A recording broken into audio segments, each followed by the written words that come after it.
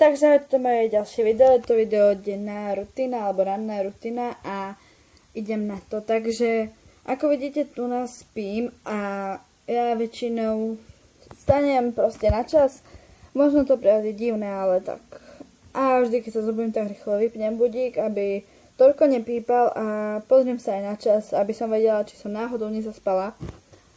A potom si urobím vlastne tak, že si dám balzám a dám si kvapky do očí, ktoré musím si dávať, lebo mám nejaký problém s očami. A no nie je to veľmi príjemné a netvárim sa pri tom najlepšie, ale tak čo už. A teraz dúfam, si sa ma nezľakli, lebo som mala natáčky, nie že natáčky, ale také tie penové trubičky, alebo tak, ktorými si natáčam vlasy. Tu si dávam balzám, konkrétne od značky Hell, myslím. A tak, a teraz tu už zase proste padám, no tu sa mi podarilo skoro spadnúť a obúvam si papuče a mám strašne pekné pyžamo a idem teda otvoriť dvere, aby sa mi troška vyvetralo v tej detskej.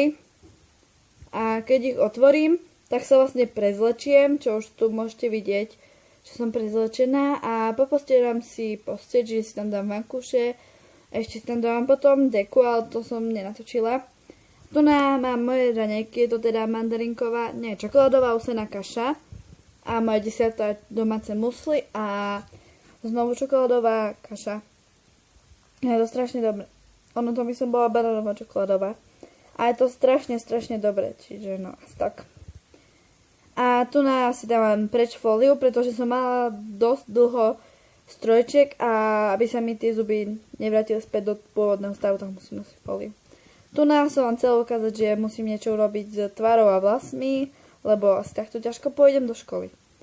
Tu idem do kúpeľne a vlastne umývam si zuby a už som sa vlastne učesala. Ako ste mohli vidieť v tých záberoch, ako som tam kývala tými rukami, že proste s tým musím niečo urobiť. A tu je moja každodenná rutina, som s Marlím von a potom už len idem do školy.